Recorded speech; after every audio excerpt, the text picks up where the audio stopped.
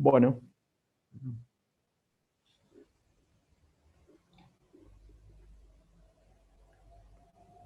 ¿qué tal? Buenas tardes. ¿Cómo andan? ¿Bien?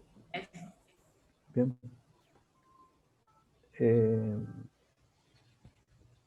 No sé si hay alguna pregunta de las clases anteriores, de los temas que hemos visto.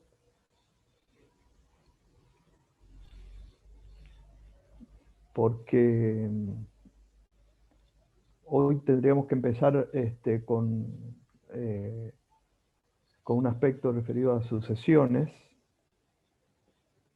Que hasta acá hemos venido tratando temas que hacen directamente a las instituciones de familia, pero que en la primera clase, en el primer encuentro, habíamos dicho que todos los efectos o las relaciones de familia tenían un impacto tanto en vida como después de la muerte, y por eso es que el derecho sucesorio, si bien es una parte del derecho civil autónomo e independiente, tiene vinculación obviamente directa con familia, ¿no? Y por eso es que, digamos, analizar todo el contexto de las relaciones de familia sin uno de los aspectos que es trascendental como el derecho sucesorio, digamos, uno queda siempre con una visión más bien parcial, ¿no? Y más todavía en países como el nuestro, sudamericano en general, en Argentina en particular, esta vinculación es más notoria porque, como todos ustedes saben, el derecho sucesorio históricamente, en todas las legislaciones, ha tenido dos fuentes de lo que sería la vocación sucesoria, la ley y el testamento. Es decir, una persona puede recibir una herencia por, por llamamiento legal, lo que daría lugar a la sucesión intestada o ab intestato, como también se llama, o legítima, o bien hacer un testamento y transmitir la sucesión por la otra fuente, que sería la testamentaria. Esas serían las dos fuentes posibles para que una persona tenga un llamamiento a una herencia determinada. Estas dos fuentes tienen vinculación con esto que decíamos recién, porque en los países del common law, y en algunos países también europeos, la sucesión está más vinculada con un aspecto contractual. Entonces, independientemente de la vinculación con las relaciones de familia, el uso de la fuente testamentaria es muy elevado. Y entonces, la sucesión se transmite en forma importante por testamento, que en el testamento pueden estar comprendidos herederos, no herederos, etc., ¿no? Pero decía, en países como el nuestro, la sucesión siempre ha estado íntimamente vinculada en términos cuantitativos importantes con la sucesión intestada. Y esa vinculación hace entonces que la transmisión sucesoria en nuestro derecho históricamente haya tenido vinculación directa con la familia. ¿Y por qué la familia? Porque obviamente en la sucesión ab intestada, lo que hace la ley es hacer un llamamiento presunto, teniendo en cuenta la voluntad del causante en cuanto a la cercanía del vínculo, tomando obviamente los que se encuentran más cercanos al causante. Y entonces se da todo un sistema de transmisión que tiene mucho que ver, o mucha vinculación, o vinculación directa con la familia. Además, porque en nuestro derecho existió siempre la legítima, es decir, una parte de la herencia de la cual ciertos herederos, fíjense, forzosos en este caso, están llamados a recibir al menos una parte de la herencia. ¿Y quiénes son esos herederos forzosos?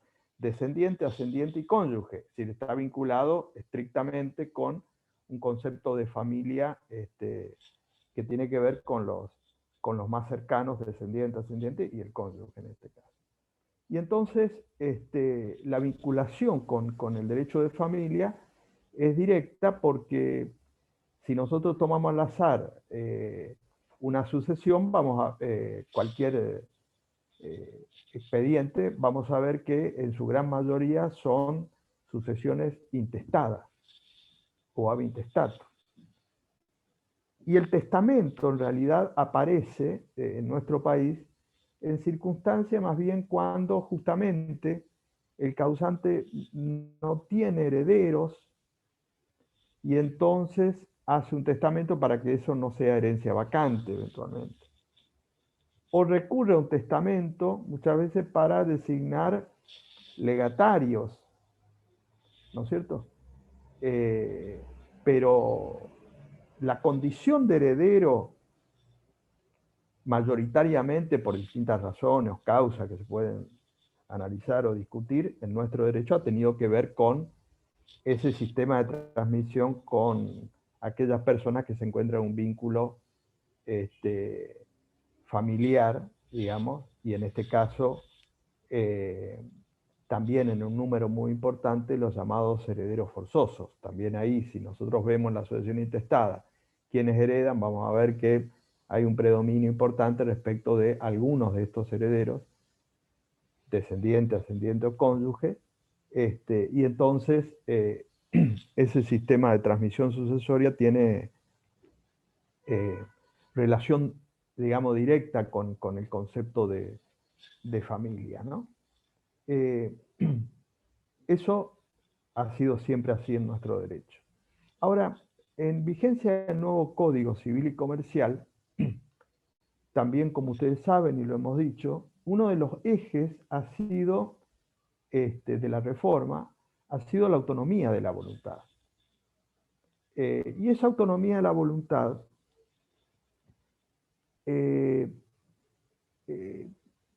ha tenido impacto, fíjense, en las cuestiones de familia, en cuestiones extrapatrimoniales, mayoritariamente. Porque en cuestiones patrimoniales, por ejemplo, el régimen patrimonial del matrimonio y en sucesiones, esa autonomía de la voluntad ha sido muy restringida, o sigue siendo muy restringida. Digo, en esto no ha habido una modificación sustancial respecto al régimen anterior, porque en materia de derecho sucesorio, si nosotros hacemos aplicación de la autonomía de la voluntad, ¿cuál sería el debate? ¿O dónde habría estado el debate en el derecho sucesorio argentino? En la supresión de la legítima.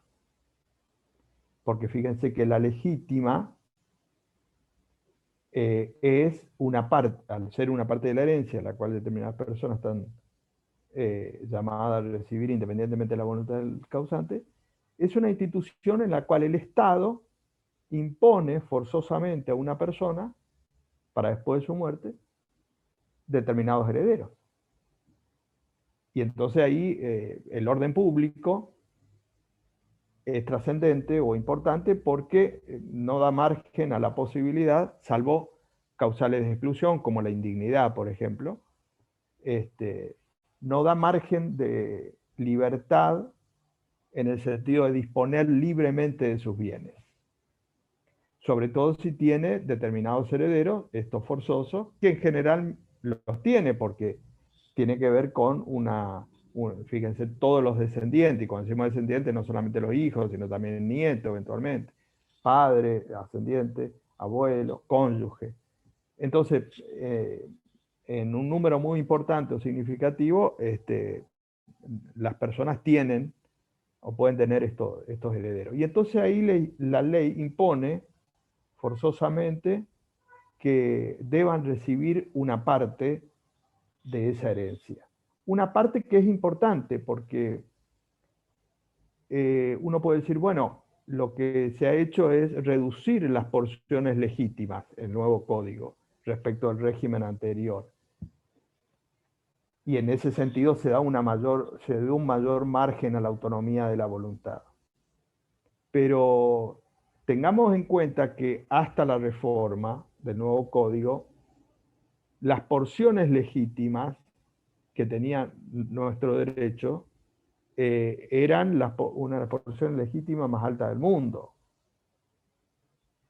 Es decir, en ese contexto, haber reducido las porciones legítimas no le quita que sigan siendo altas.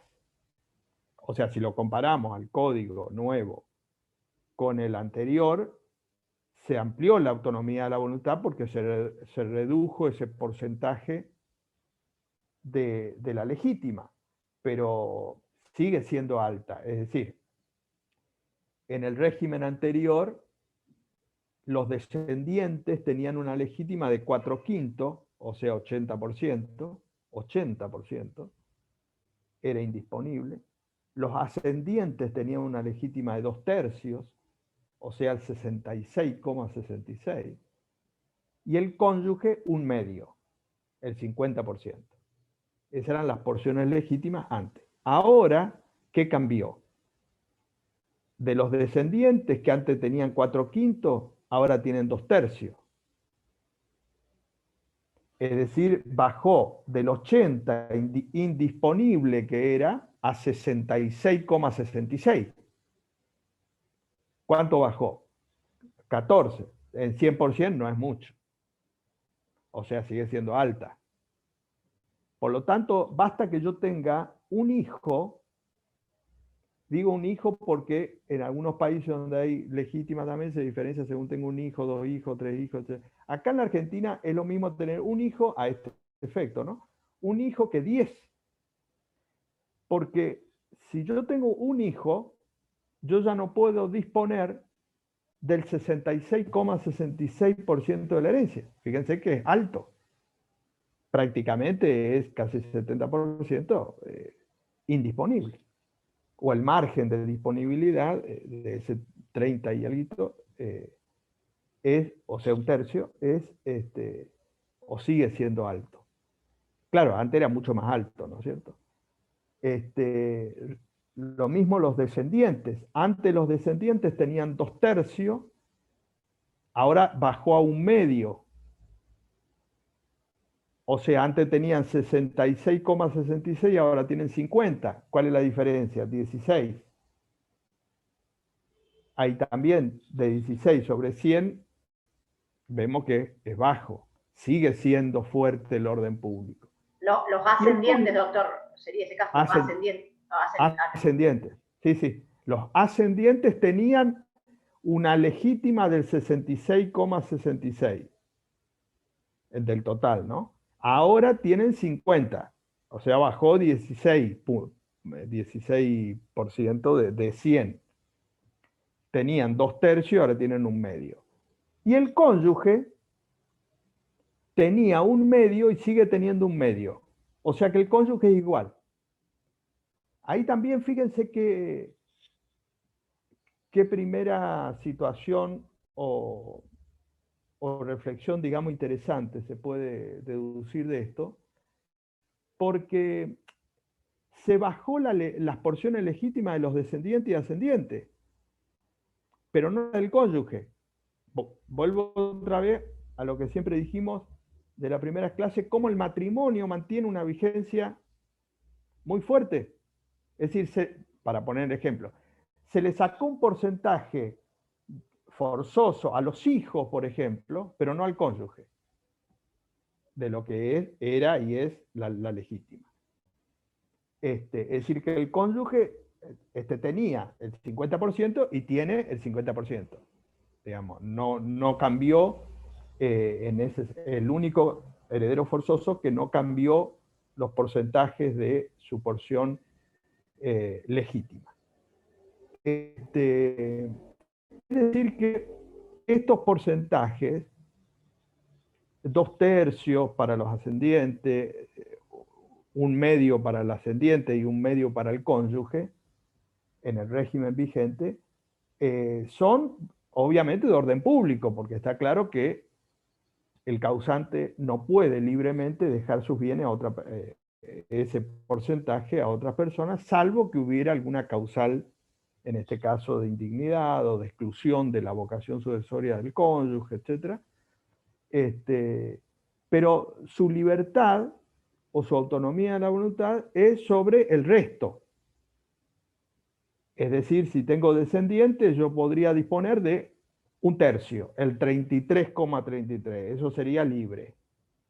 Libre que yo le puedo dar a cualquiera o aún a mi hijo, por ejemplo, al heredero forzoso. En realidad eso, cuando se dispone de la porción disponible y se le da a un heredero forzoso, se llama mejora.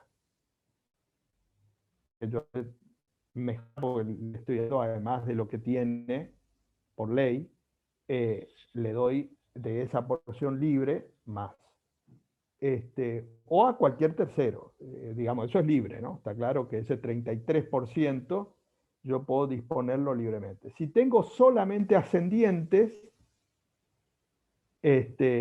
puedo disponer de la mitad, el 50%, libremente.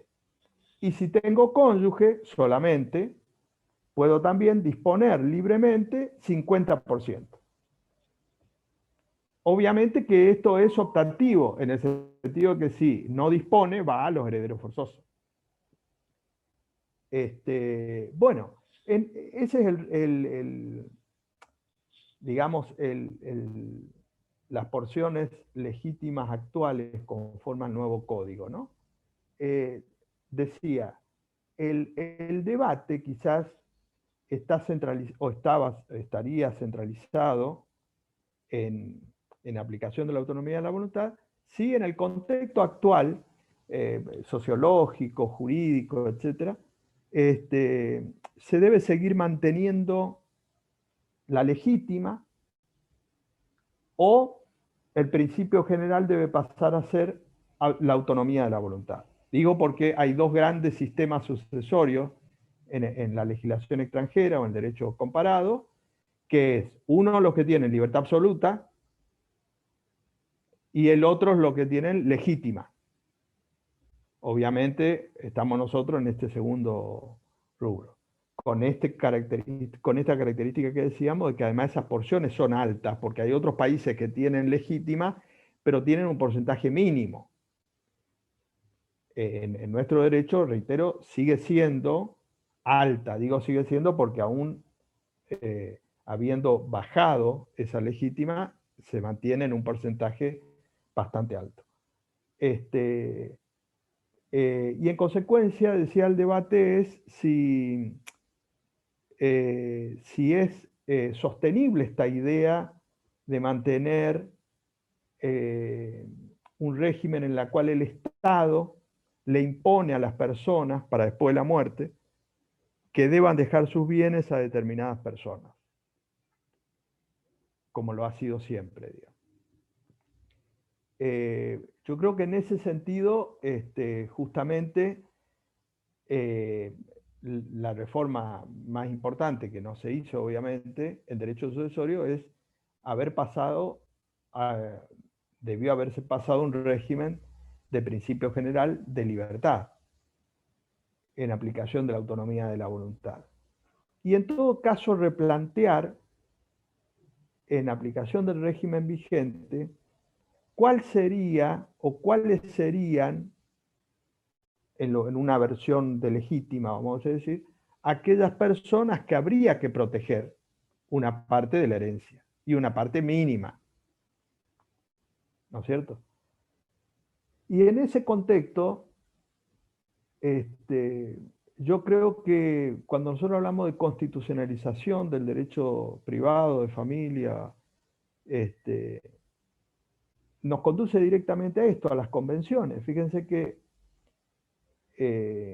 cuando hablamos del sistema convencional, Argentina ha ratificado convenciones que tienen que ver con grupos de vulnerables, ¿no es cierto? Arrancando allá por niños, niños y adolescentes, la Convención de los Derechos del Niño, después la CEDAW, un tema de la mujer, respecto a la desigualdad del hombre, más recientemente respecto de la discapacidad, la Convención de Discapacidad, y más recientemente la de los mayores adultos, o las personas mayores, que tiene que ver con situaciones de grupos o colectivos de vulnerables. En ese contexto, yo creo que, y justamente, hablando de la constitucionalización del derecho privado en general, en ese eje, el principio general debe ser la autonomía de la voluntad, porque digamos, si yo soy dueño de mi patrimonio y yo tengo 10 pesos, así como en vida puedo hacer lo que quiera, también debiera poder hacerlo para después de la muerte. Es decir, por ejemplo, hacer un testamento y decir, le dejo mi herencia a tal persona, como principio general. Y en todo caso, el orden público, como excepción, debiera proteger a determinados vulnerables, herederos, pero en su condición de vulnerabilidad, no por ser herederos solamente. Es decir, vamos a suponer si yo tengo un hijo discapacitado, o un ascendiente, un cónyuge, o un hermano incluso, en razón de la discapacidad.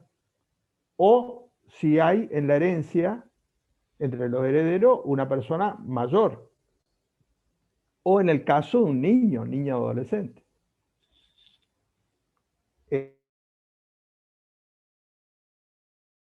Podría establecerse una protección de un porcentaje de la herencia.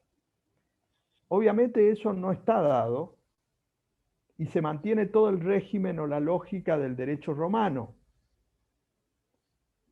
con las reformas que se ha dado durante... que es en realidad que la herencia va a la familia en un gran porcentaje y excepcionalmente habría autonomía de la voluntad. Es importante destacar esto porque se mantiene el eje ideológico por la cual nació la legítima en la antigüedad, obviamente, y se mantuvo en los distintos códigos, que tenía que ver con que el matrimonio siempre fue una decisión libre de una persona que se pudiera casar con cualquier otra. Es decir, digo, nunca el Estado me obligó a mí a casarme con determinadas personas, determinada clase social o determinada condición económica o requisito que deba tener. Porque hacía la libertad, obviamente, de la persona, eso en todas las legislaciones.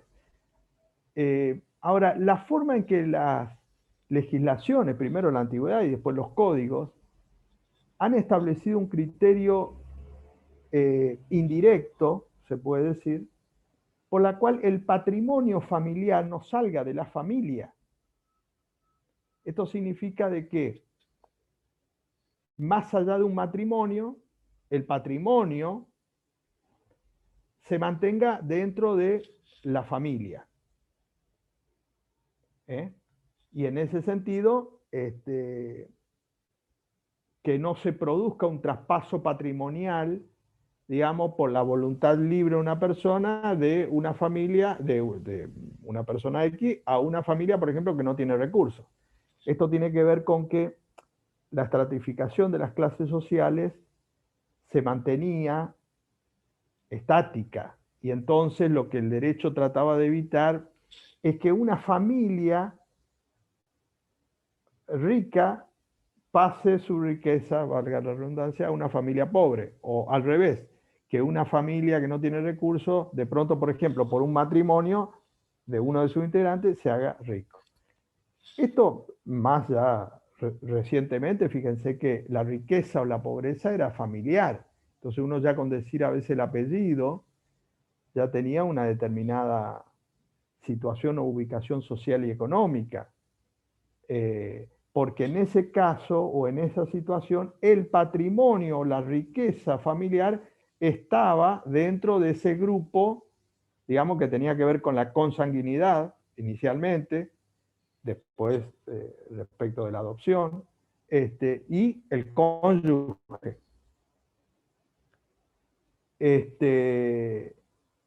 Y en ese contexto, entonces, ese sistema de transmisión, como decíamos al comienzo, quedaba el patrimonio en la familia reducida, cercana al... que tenía que ver con ese concepto ideológico, por eso digo, que hoy me parece que debiera ser replanteado, o sea, ya no hay esa realidad sociológica que pueda imponer por vía legislativa esta situación o este contexto, pero que bueno, se mantiene, por eso digo, el criterio, el otro modelo me parece más acorde a la realidad, porque tiene que ver con un sistema de libertad, y en todo caso con protecciones a vulnerables, no a herederos solamente. Digo vulnerables porque, a ver, si yo tengo un hijo mayor de edad, a lo mejor tiene un patrimonio mayor que yo, de acuerdo a su profesión, arte, industria, etc. Entonces, la pregunta es, ¿por qué yo estoy obligado, estamos hablando del derecho argentino, fíjense que yo estoy obligado a dejarle el 66,66% de mi herencia? Es injusto. Porque a lo mejor mi hijo tiene un nivel económico mucho mayor que yo. Entonces, en ese contexto, ¿cuál sería la razonabilidad, en el concepto actual, ¿no? Por la cual yo deba obligatoriamente, porque le puedo dejar todo, obviamente, pero digo, para que el Estado me imponga a mí esa situación o esa condición. Tenía que ver con ese concepto, por eso digo, antiguo, viejo, que era razonable en ese sentido, pero hoy está claro que no debiera ser así. Sin embargo, estoy obligado. Yo creo que la obligación debió haber sido, o es, acorde en el régimen actual con este criterio. Si yo tengo ese hijo mayor de edad discapacitado, ahí sí sería razonable que el Estado me diga, bueno, mire, usted no le puede dejar el 100% de su herencia a un vecino, porque es un amigo suyo. Porque usted tiene un hijo discapacitado y tiene que darle un porcentaje de la herencia. Eso sería, y después discutiremos cuál es ese porcentaje. Pero ahí sería razonable. O si yo fallezco y tengo un hijo de 3 años de edad, y entonces ese hijo se queda en una situación, obviamente, sin alimento, etcétera, en condición de vulnerabilidad, entonces el Estado sería razonable que si yo digo, bueno, le voy a dar todos mis bienes a un vecino, porque es amigo mío, el Estado me puede decir, no, usted tiene un hijo de 3 años, no puede dejarlo en situaciones de indigencia. Ahí sería razonable. O si tengo un padre de 90 años, vamos a suponer, entonces en esa condición, y estoy hablando siempre en aplicación, fíjense, de convenciones internacionales, ratificadas por la Argentina. Ahí me podría decir en un concepto actual, no, ahí el orden público está, porque nosotros protegemos a esta en condiciones de vulnerabilidad. Es decir que no debiera bastar, que obviamente está presupuesto, descendiente, ascendiente, cónyuge, o en su caso los colaterales, que no son forzosos, no debiera bastar eso, sino que debiera tener esa condición de vulnerabilidad para obligarme a mí, reitero. Lo cual no quiere decir que haya un orden supletorio que esos hereden a falta de testamento. Eso es válido, obviamente, como todas las legislaciones tienen. Pero esas legislaciones tienen a falta de testamento. Entonces, si no hay testamento, bueno, ahí rige el orden legal. Pero no hay imposición forzosa en estas condiciones. E incluso, fíjense, replanteando todo esto, un hermano, hasta acá yo no dije los colaterales porque no son forzosos en nuestro derecho. Siempre han sido herederos, llamados por ley, pero no son forzosos. Los colaterales hasta el 4º grado. El más cercano sería un hermano. Un hermano en el derecho argentino nunca fue heredero forzoso. Es decir, hereda a falta de heredero forzoso, descendiente, ascendiente, cónyuge, y a falta de testamento. A ver, ¿qué ¿Qué quiero decir con esto? En el derecho argentino, si yo tengo solamente hermanos, yo puedo darle todos mis bienes a un amigo. Es decir, la ley a mí no me obliga a dejarle nada a mi hermano, porque no es forzoso.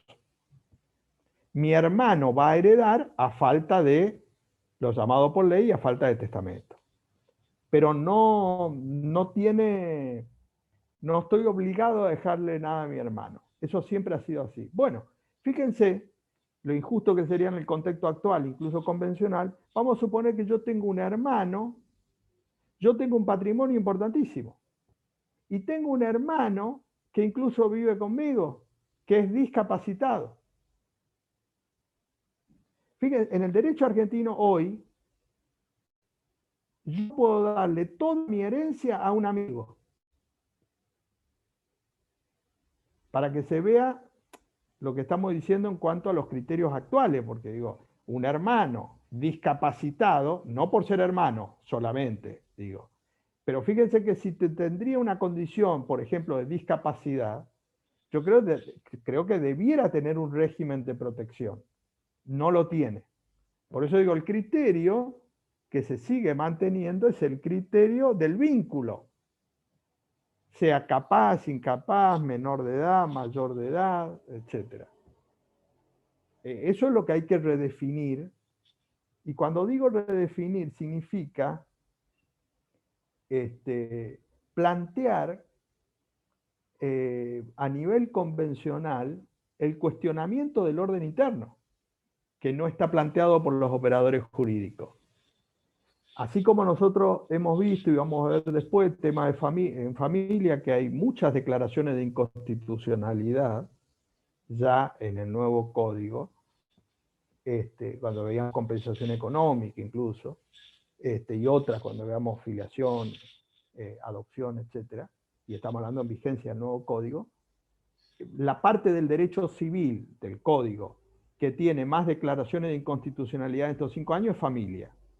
Y que fíjense que se ha reformado bastante. Y sin embargo, aplicando las convenciones se ha avanzado mucho más.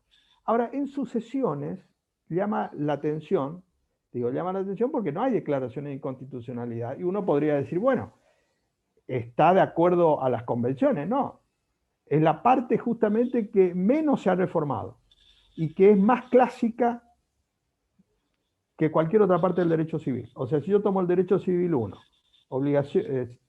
parte general, obligaciones, contratos, daños reales, familia, del Código de Vélez, hasta acá, obviamente pasando por el Código Nuevo, se ha reformado todo, o gran parte. En cambio, la parte de sucesiones se mantiene en la estructura inalterable. Las reformas, aún del Código Nuevo y otras anteriores, han sido simplemente accesorias, pero todo el sistema de transmisión sucesoria se mantiene del Código de Vélez. En ese contexto, entonces, y por eso estoy planteando, porque uno puede decir, bueno, esto es acorde a las convenciones. La pregunta sería, y acá fíjense que con respecto a 3 convenciones que donde se ve la vulnerabilidad muy clara en otras relaciones jurídicas, incluso en familia que hemos visto. Respecto a niños, niñas, adolescentes, una convención que tiene 30 años, aprobada por la Argentina con jerarquía constitucional en el 94. La pregunta es, en el derecho sucesorio, en el nuevo código, ¿el niño o niña adolescente tiene algún régimen de protección especial en razón de su condición? Ninguna. Miren que en familia podemos encontrar varias de los derechos que están en la convención en la parte de familia. En sucesiones no hay ninguna. Y uno dice, ¿cuáles podrían ser? Y fundamentalmente 2. Uno, que habría sido lo que tendría que haberse puesto, alimentos post-mortem. Es decir, una institución acorde a la convención sería establecer un régimen sucesorio, o en el derecho sucesorio, de alimentos para los hijos menores de edad respecto al causante. Es decir, a ver, para que se entienda esa comparación. En el nuevo código, como sabemos, en alimentos, se ha incorporado nuevas fuentes legales. Por ejemplo, progenitor afín, que vamos a ver en su momento, respecto del hijo afín, que no estaba. E incluso se ha extendido la obligación legal de los padres respecto a los hijos, porque hasta el código había obligación hasta los 21 años, y ahora se agregó de 21 a 25 en determinadas condiciones. Es decir, se extendió la eventual obligación de los progenitores respecto de sus hijos ya mayores. Sin embargo, en el caso, fíjense que yo potencialmente en vida podría tener la obligación alimentaria respecto de mis hijos hasta los 25 años. Hasta los 21 seguro. Digo de 18 a 21 porque sigue la obligación alimentaria, aún habiendo adquirido la mayoría de edad. Pero si mi hijo ya mayor de edad, de 21 años, se dedica a algún, digamos, a estudiar, por ejemplo, podría llegar a exigirme a mi alimento hasta los 25 años, que sería la nueva fuente legal que incorpora el nuevo código basado en criterios jurisprudenciales anteriores. Bueno, perfecto, hasta ahí está bien. Pero fíjense que si ese progenitor fallece y el hijo tiene, no 25, 3 años de edad, o sea, es niño, niña, adolescente, 3 años de edad, casi recién nacido, cesa la obligación alimentaria. Y ese hijo de 3 años va a la sucesión del causante como un hijo más, como un heredero más, perdón. Es decir, no tiene ningún derecho, más allá de heredero, como todos los que van a la herencia, pero ya sus alimentos lo perdió. ¿Qué es lo que hay que establecer como régimen nuevo? Lo que se llama alimentos post-mortem. Es decir, que en esa sucesión, el hijo de 3 años, además de su condición de heredero, obviamente, sea una carga de la sucesión, una cuota alimentaria hasta la mayoría de edad, en su condición de, obviamente, hijo del causante, porque estamos hablando de la sucesión del causante que tenía una obligación legal en vida, en este caso, por ser el progenitor. Uno dice, bueno, la obligación alimentaria post-mortem, sí, la obligación alimentaria post-mortem, fíjense, y no es sorpresa, toda obligación alimentaria se extingue con la muerte del alimentante, ¿no es cierto? Es una de las causales de extinción de la obligación alimentaria, con la muerte del alimentante. Sin embargo, hay una obligación alimentaria desde el año 1987, con la 23.515, la ley de matrimonio civil entonces. Hay una excepción en la cual la obligación alimentaria subsiste no obstante la muerte del alimentante.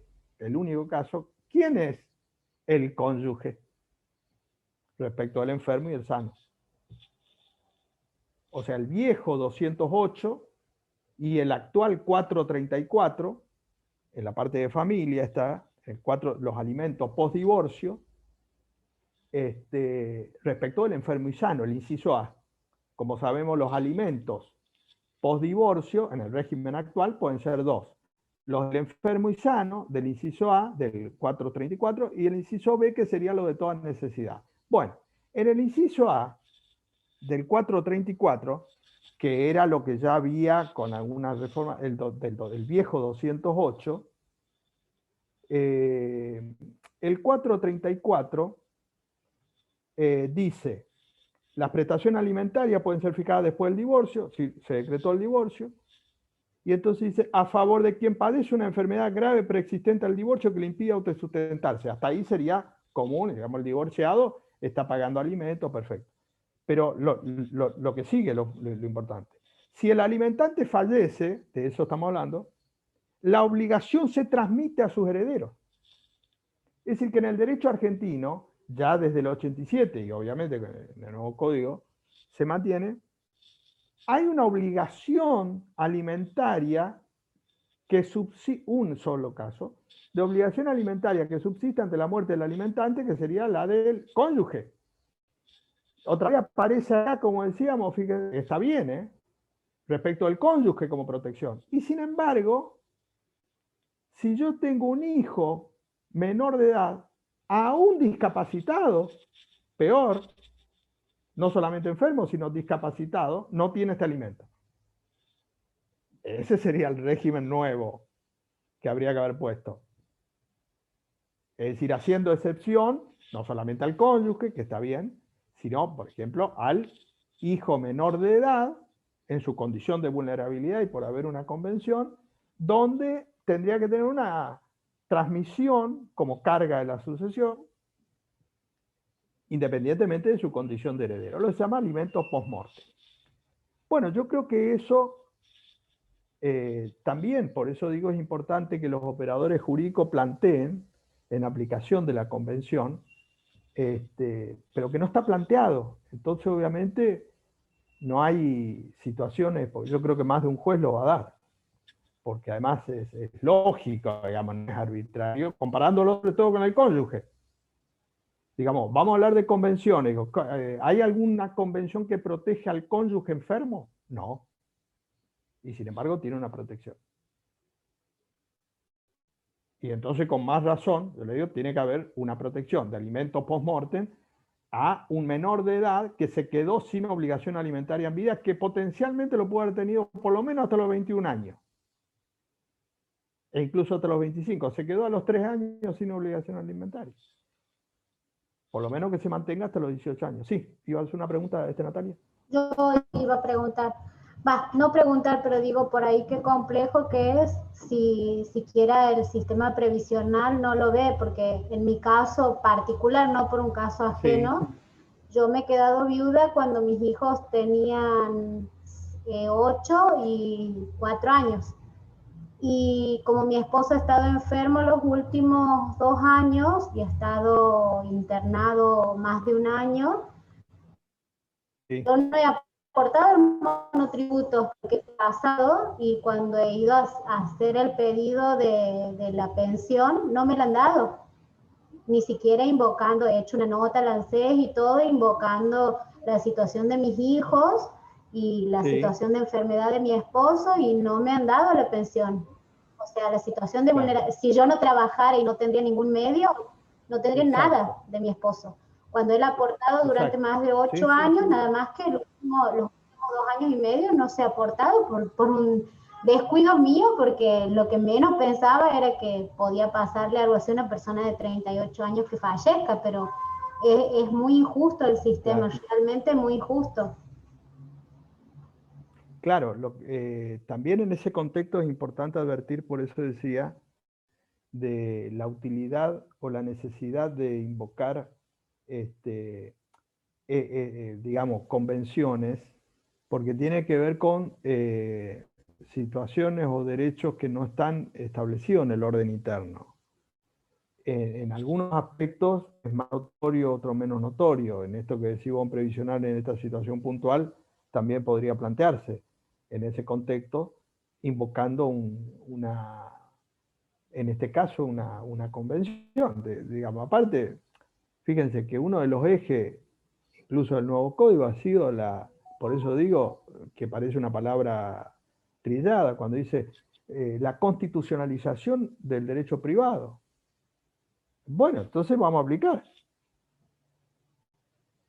¿A dónde están todo esto? ¿A dónde están estos grupos de vulnerables en el derecho sucesorio? En el discurso. Porque si estamos de acuerdo que el derecho privado, el Código Civil y Comercial, había que adaptarlo y traer todo lo de las convenciones, digo, bueno, hablemos de esta situación. ¿Hay respecto del niño o niña adolescente alimentos post-mortem? No. Bueno, eso habrá que plantearlo, por eso digo, por ahora, jurisprudencialmente, pero plantearlo porque el abogado no lo plantea, entonces se legitima todo este orden siguiente. Respecto del niño o niña adolescente, fíjense, alimento, decía, no hay. Siempre en derecho sucesorio. La pregunta es, ¿hay, por ejemplo, una protección como heredero de 3 años? Fue a la sucesión, ¿tiene una protección de la vivienda? Vivienda, estamos hablando de un derecho humano básico y fundamental. No. ¿Quién es el único que sigue teniendo protección de la vivienda importante? El cónyuge, supérstite. Indivisión hereditaria forzosa, derecho real de habitación, ahora se sumaría el derecho real de habitación del conviviente supérstite. Perfecto. Y el niño o niña adolescente, heredero, el primero que tendría que tener en este orden jerárquico por su condición incluso de vulnerabilidad. No tiene ninguna norma. Fíjense que en el 2007, o sea, en vigencia del viejo código, casi 10 años antes del nuevo código, en el Superior Tribunal de Justicia de Corrientes, entonces vigente el Código Civil y vigente la 14394, que ahora está derogada, y que los casos de la 14394 de indivisión forzosa temporaria están ahora volcados en el nuevo código, ¿no es cierto? Pero antes estaban los casos de indivisión forzosa temporaria en el artículo 51, 52, 53 de la 14394. Bueno, en ese caso, los casos de indivisión forzosa temporaria eran la impuesta por el testador, la pedida por el cónyuge supérstite y la convenida por todos los herederos, igual que ahora, con algunas reformas, pero con estos legitimados o beneficiados. Bueno, en ese contexto, en el 2007, resulta que el padre fallece de un niño de 5 años, que estaba viviendo, obviamente, con el padre, que el padre era propietario de esa vivienda. Muere el padre y por lo tanto esa vivienda entra en la sucesión del causante en este caso. El hijo era heredero, obviamente, pero los demás herederos, otros hijos ya mayores, pidieron la partición de ese bien, ya en la sucesión. Claro, y este chico de 5 años estaba viviendo en esa vivienda con alguien que tenía en ese momento una guarda de hecho, y en consecuencia se quedaba sin vivienda.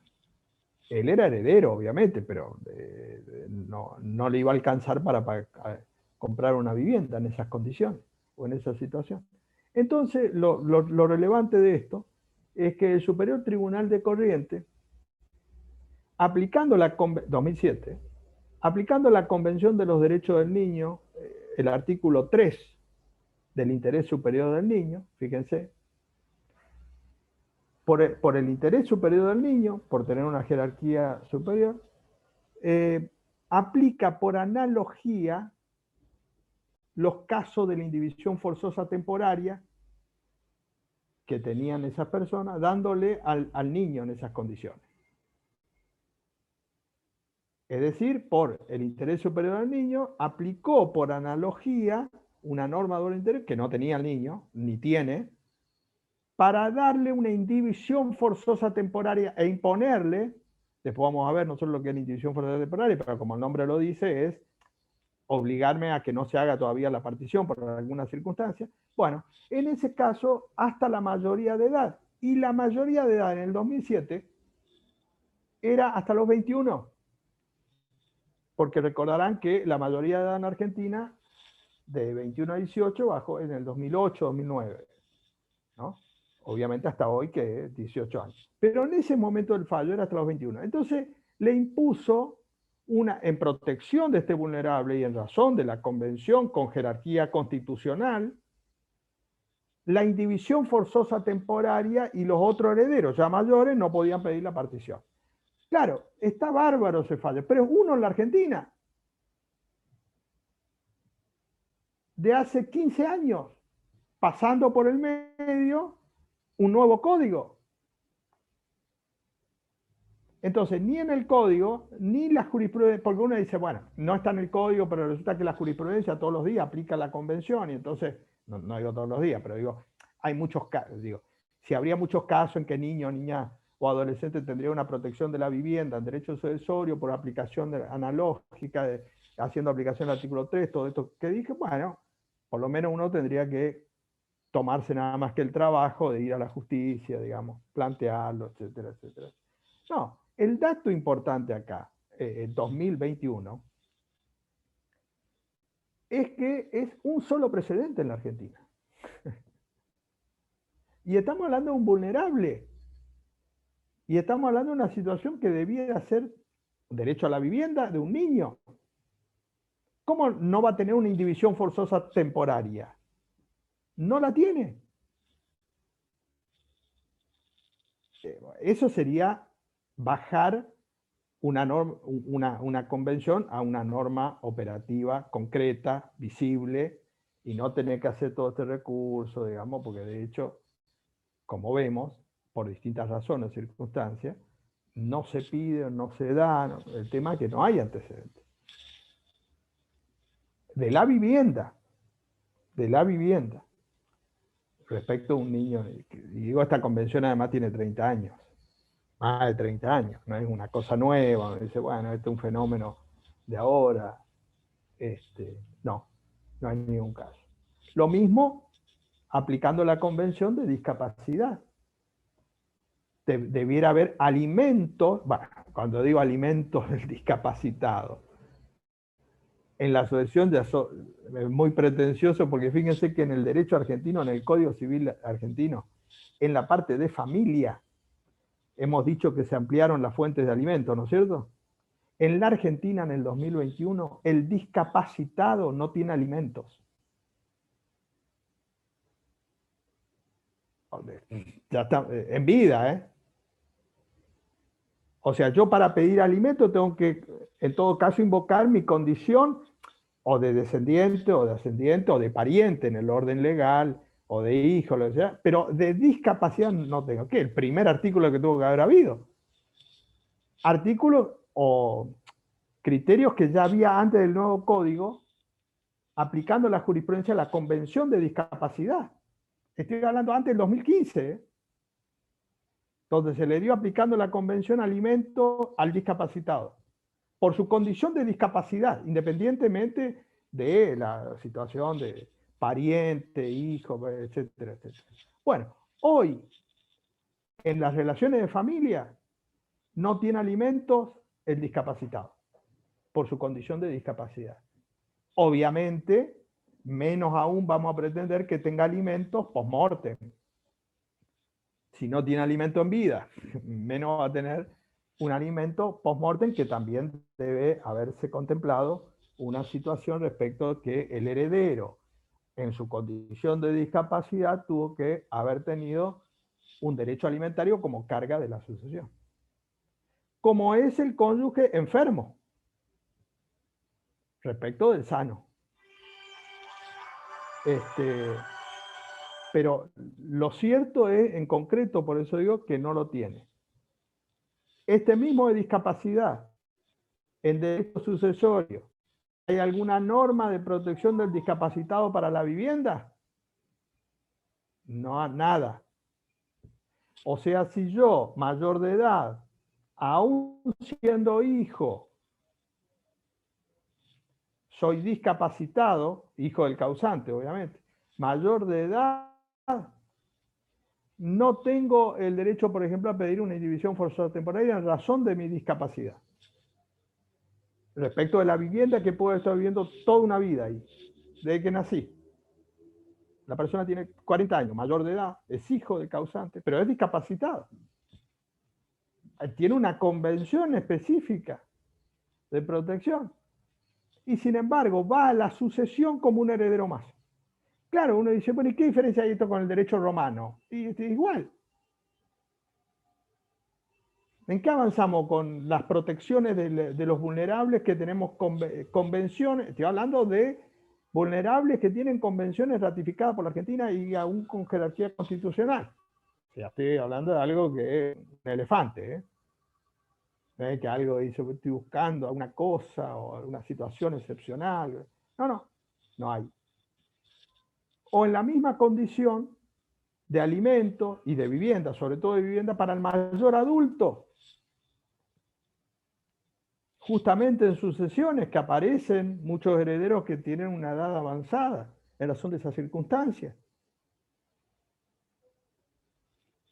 No hay ninguno. El hijo también, un ascendiente respecto al causante, que vivía con los padres, que vivía el causante y tenía viviendo en su domicilio a los padres, que es mayor, tenía 90 años. Se murió el causante que tenía 70. Y a la sucesión va el ascendiente, el padre. Pero claro, el padre, el problema es que tiene 90 años. Y vive en esa vivienda que corresponde al acervo hereditario. Uno de los bienes que corresponde al acervo hereditario. Bueno, por aplicación de una convención, debiera tener un derecho en su condición de, no de padre solamente, sino de, en este caso, de mayor adulto, de permanecer en esa vivienda y no permitir la partición. Lo cierto es que no tiene. Entonces, ese de 95 años a lo mejor se tiene que ir a hacer a la sucesión como un heredero más. Con el resto de los herederos en igualdad de condiciones. Me parece que esos efectos, sobre todo alimento y vivienda, en sucesiones, es donde el abogado tiene que utilizar las convenciones, porque más de un juez, hasta yo creo que más de un juez va a decir, ¿cómo no se me ocurrió a mí? Porque aparte uno dice, bueno, este razonamiento es un divague, una cosa, y dice, pero esto no. No, esto es sentido común. Si estamos hablando de la constitucionalización del derecho privado, ¿y de qué vamos a hablar si no hablamos de estas convenciones? ¿Cuáles son estas convenciones? Esto. ¿Y tiene estos derechos humanos básicos? Estoy hablando de alimento y vivienda. Estoy hablando de dos derechos que son de subsistencia prácticamente. Bueno, la realidad es que no hay una norma en el orden interno, y entonces ahí el recurso de las declaraciones, digamos, o ya sea declaración de inconstitucionalidad o aplicar por analogía esto que decíamos antes, en aplicación de la convención, yo creo que es muy útil y muy válido en esta situación o en este contexto, pero la realidad es que ustedes me preguntan, ¿hay algún precedente de esto? Ninguno. Por eso decía, no es que el derecho sucesorio esté ayornado a la realidad, es porque no está abordado en su dimensión actual y está de alguna manera legitimado todo el orden viejo. Y entonces, aún sosteniendo la constitucionalización, etcétera, etcétera, se mantiene todo el sistema viejo, toda la lógica del sistema viejo. Y me parece que en sucesiones, más que en ninguna otra parte, es donde yo puedo entrar a cuestionar un montón de normas, si hago una comparación con las normas de la convención. Ojo, fíjense que en sucesiones, después vamos a ver, uno puede decir, sí, pero hay algo de discapacidad que tiene que ver como algo novedoso que se pone, la mejora al heredero discapacitado. Y entonces dice, bueno, ahí está la protección de discapacitados. No. El 2448, cuando habla de la mejora estricta al discapacitado, que lo vamos a ver en su momento, es un derecho del testador, no es un derecho del discapacitado. A ver si se entiende. Lo que el nuevo código da la posibilidad, vamos a suponer, yo tengo 3 hijos, y uno es discapacitado, yo, testador, puedo darle una parte más a él, como mejora estricta. Pero es un derecho mío, no es un derecho del discapacitado. A ver si se entiende, al revés.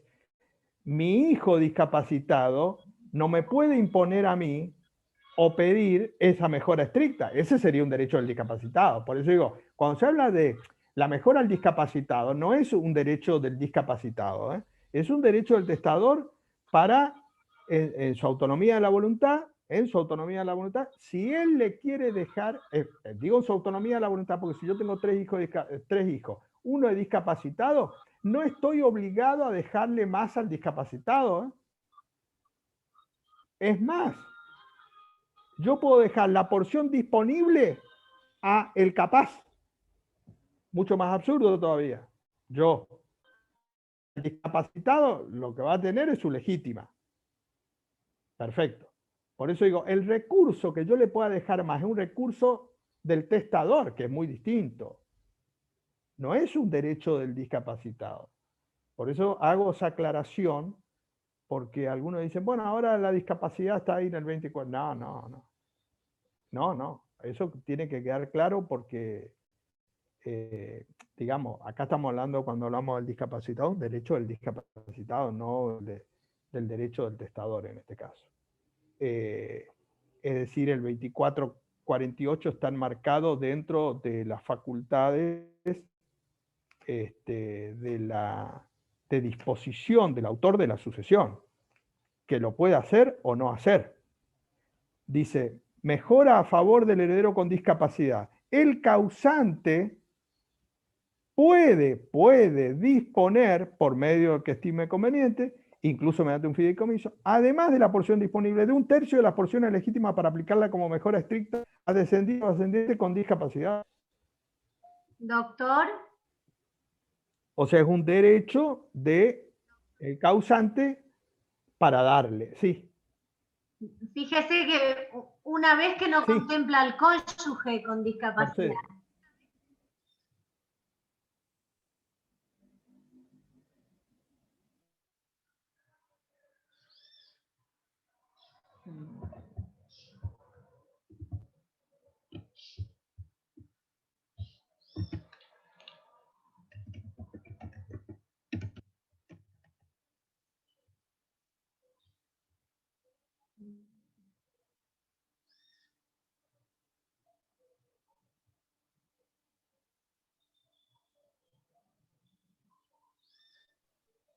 ¿Se cortó?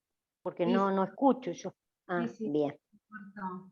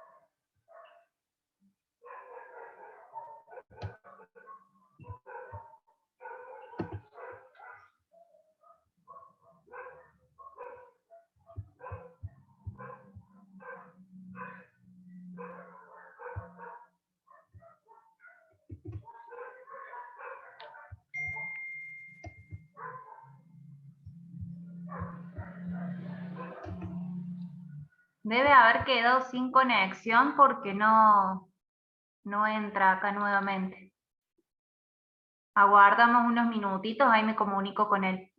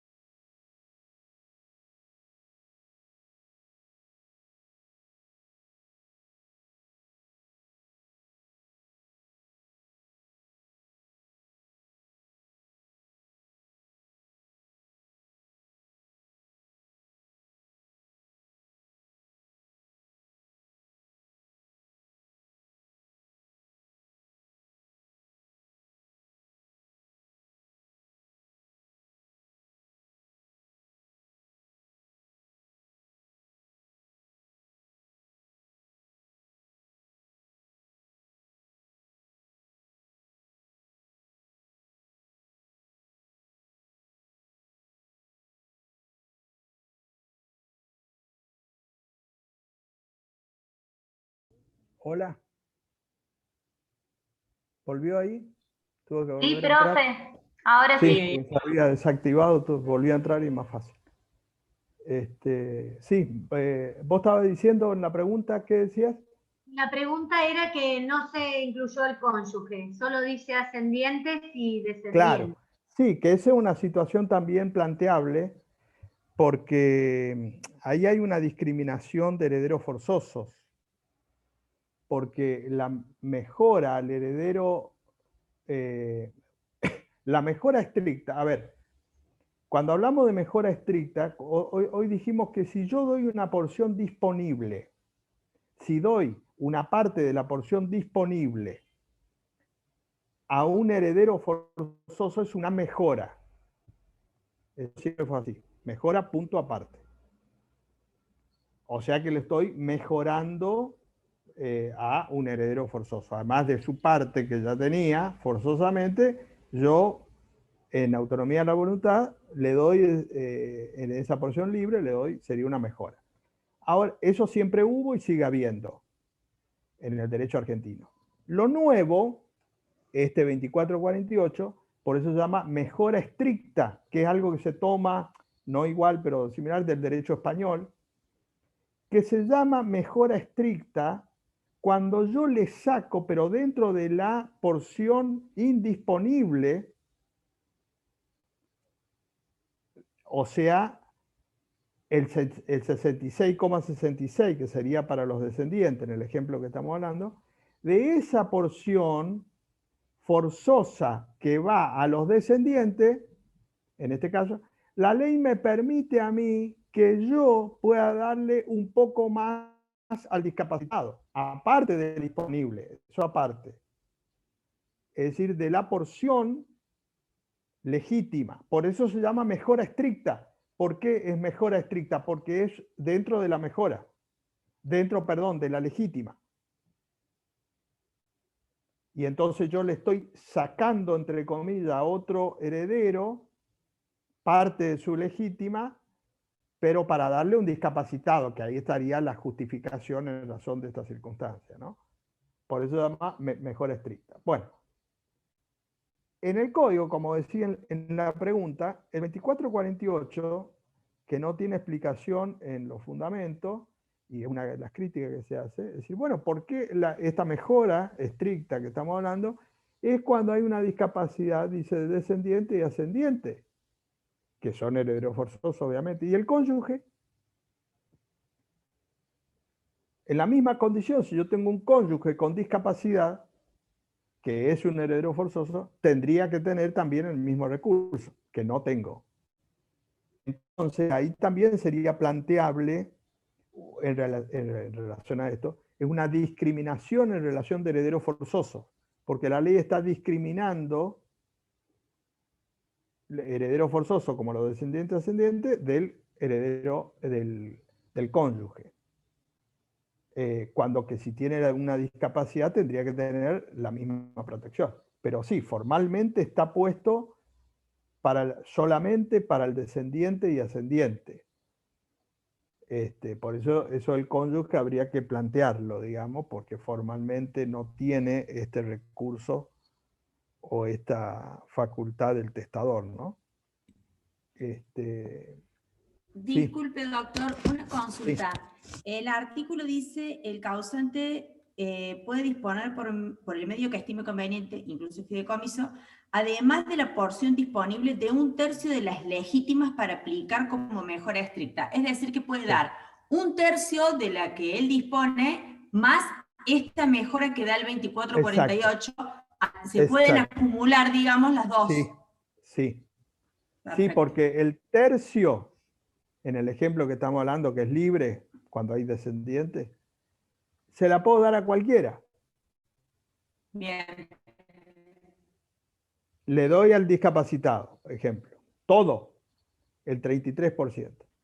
Pero además, utilizo el recurso de la mejora estricta, que dentro de ese 66, le doy esa parte que me permite la ley al discapacitado. Sí, es acumulable. Perfecto. Sí. Gracias.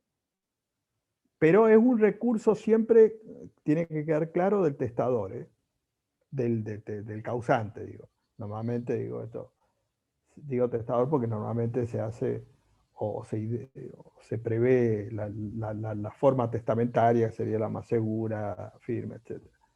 Pero es un derecho del testador en estas condiciones o en esta situación. Y eso tiene que quedar claro porque, reitero, no es un derecho del discapacitado. El discapacitado no puede pedir esto.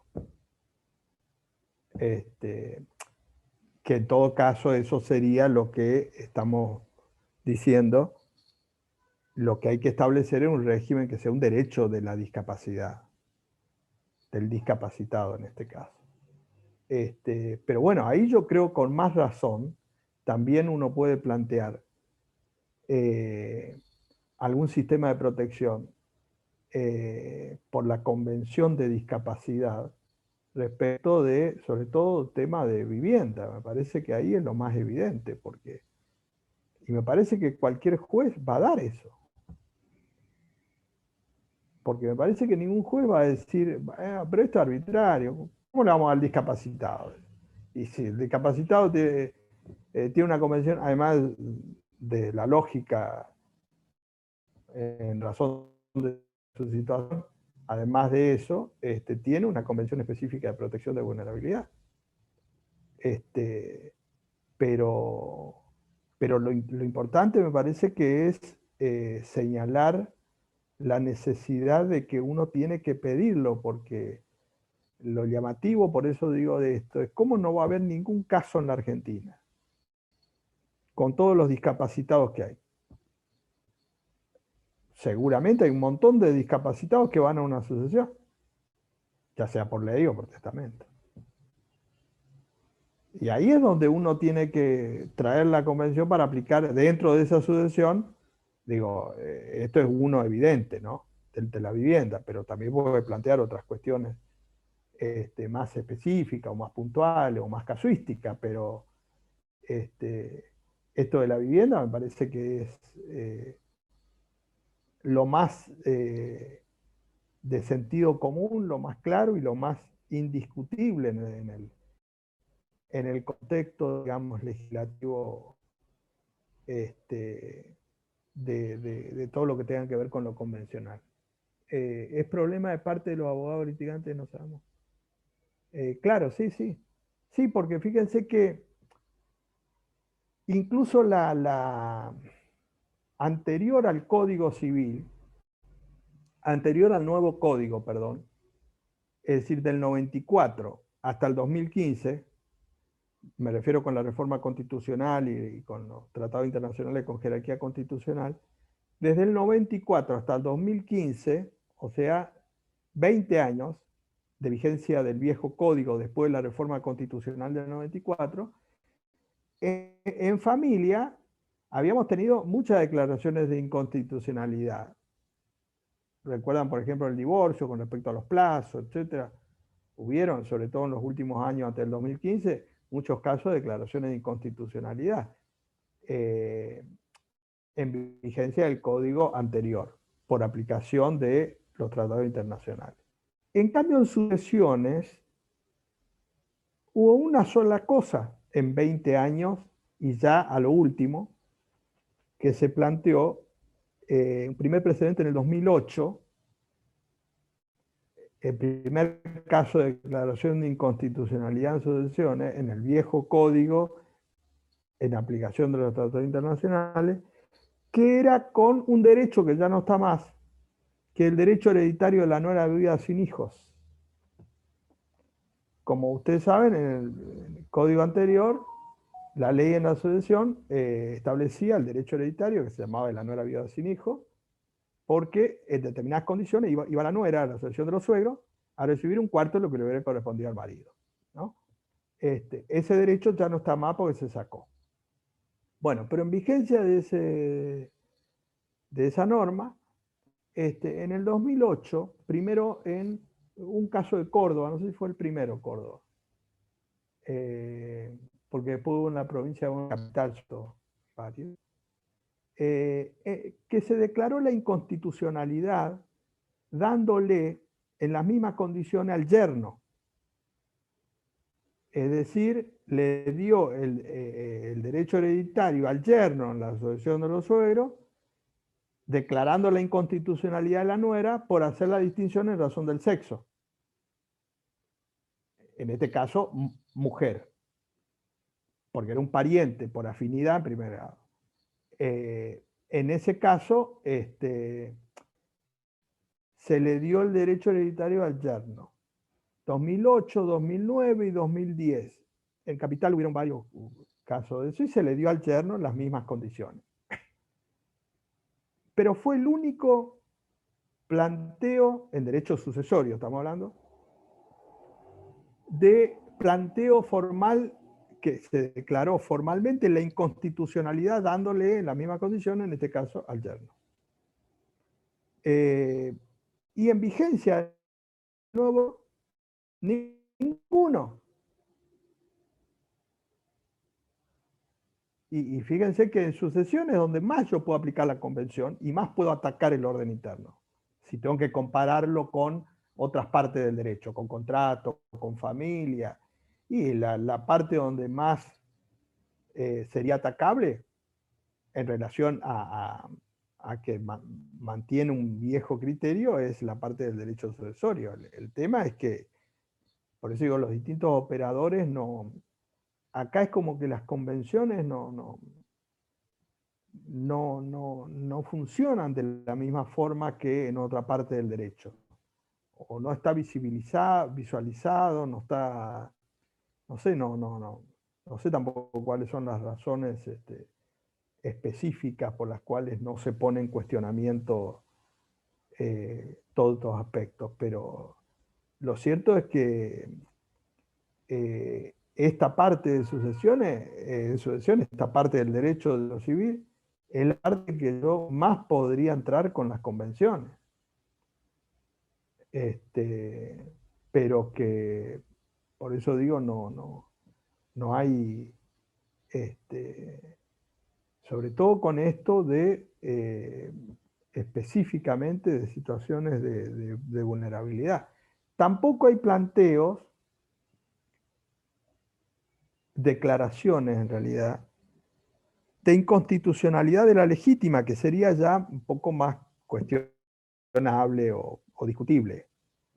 Digo esto porque algunos constitucionalistas ya en vigencia del viejo código, después de la reforma constitucional del 94, decían que la legítima es inconstitucional, porque el Estado le está imponiendo a una persona, imponiendo que debe dejar sus bienes para después de la muerte a determinadas personas. Pero en general en familias y asociaciones como que no hay ese debate, que es llamativo porque, digamos, un debate interesante, digo, por eso digo, más allá de que sea más discutible, o más, pero yo creo que es posible y es planteable también esta situación, donde yo puedo cuestionar el orden público o la arbitrariedad del orden público en determinadas circunstancias. Por ejemplo, esto que decíamos, si yo tengo un hijo mayor de edad, capaz, profesional y que tiene autonomía y tiene recursos, digo, ¿por qué yo estoy obligado a dejarle a él todo y no a alguien que yo quiero dejar, por ejemplo?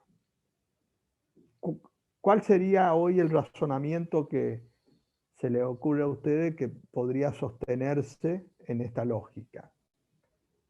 Me parece que el razonamiento sería, bueno, esto es así porque es así, pero no tiene ninguna razonabilidad en el sentido que uno puede decir, bueno, esto es razonablemente justo.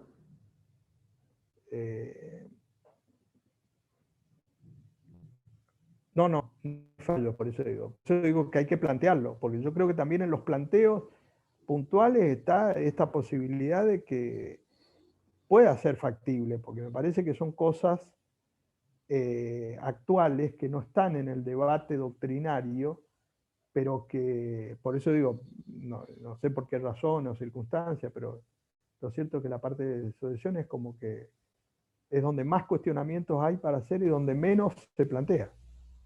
o donde no se plantea directamente. Que también tiene que ver con la lógica del código, de que es la parte que menos se reformó, porque hace esta idea, parece que sucesión es una cosa que está ahí, existe, pero que nadie la toca, nadie la ve, y entonces dice esto es así, porque viene de siempre. No sé, hay todo un montón de instituciones nuevas que se pudieron haber introducido, además, por eso digo, existentes en otros países, y no, es como que eso queda librado a una situación totalmente, ¿cómo puedo decir? De aceptación, digamos. Yo recuerdo, creo que ustedes tienen el libro de sucesiones mío del año pasado, y ahí recuerdo que justamente ese libro salió en marzo, cuando empezó la pandemia. Por eso fíjense lo que le voy a decir, que está escrito pre-pandemia, ¿no? Y en ese contexto, por ejemplo, una cosa que a mí me sorprende mucho es cómo en el debate, en este caso respecto del nuevo régimen, del código, hablando del 2015, cómo en el derecho sucesorio, aparte que no aparecieron nunca estos vulnerables, no apareció nunca la tecnología para redefinir muchas instituciones, por ejemplo el testamento. Por eso digo pre-pandemia, imagínense que con pandemia uno lo ve, choca contra una pared.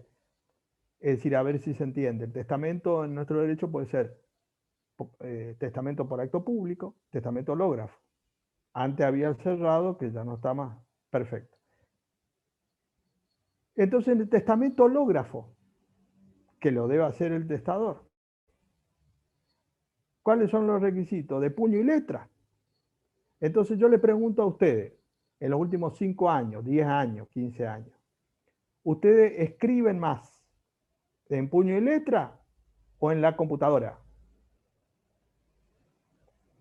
¿O en el celular? De sentido común, ¿eh? Bueno, a ver.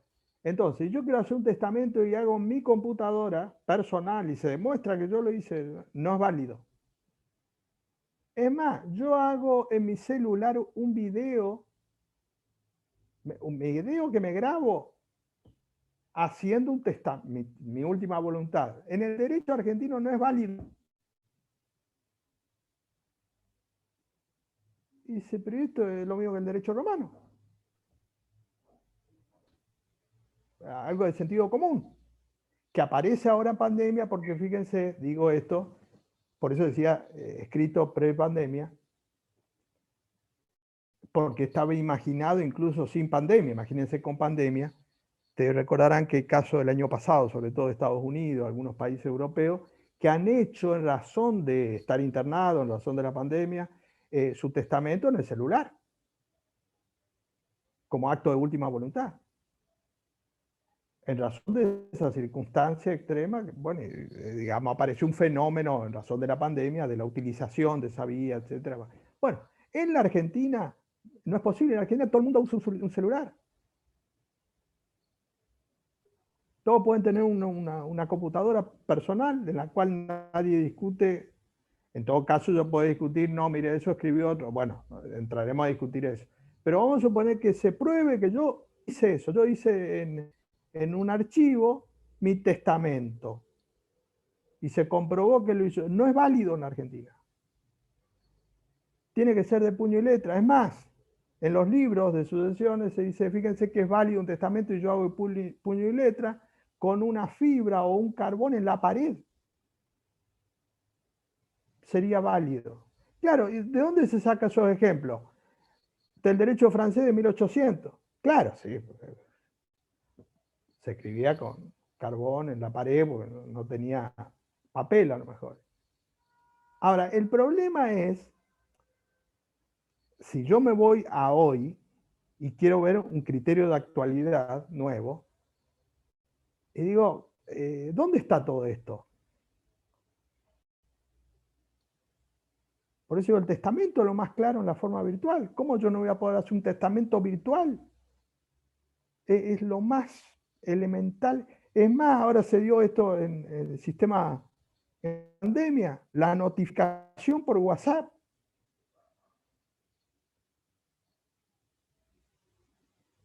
Es decir, la utilización del WhatsApp, pongo el WhatsApp como una de las formas porque es la que más se difunde y se usa, etc., debiera ser una forma indiscutida de validez, en principio, para expresar una última voluntad en un video que yo hago en mi celular. Aparte del video está mi voz y mi imagen. Notificación por mail. Sí, alguien puede decir, lo obligaron, bueno. Locación, que también es válido. ¿Cómo? Volver el... Que también es válido, digo, hoy con la nueva ley de locaciones de inmuebles. Exacto, que se incluyó, exactamente, que se incluyó específicamente esa situación. Sí, pero tiene que quedar claro, en ese sentido, que yo no puedo hacer un testamento, tengo que hacerlo de puño y letra. A lo mejor el testamento, si yo hago una grabación, un video, es mucho más fidedigno que de puño y letra hoy, ¿o no? Porque sería mucho menos cuestionable. A ver, si yo leo un papel, un testamento clásico, de puño y letra, firmado, fechado, todo, bueno, perfecto, el sistema clásico. Pero digo, ¿a qué le daría yo hoy en la percepción científica, sociológica, mayor carácter fidedigno? ¿A eso o a un video que está en su celular? Sí. Ahora, tiene que quedar claro que no es válido. Y bueno, eso era lo nuevo.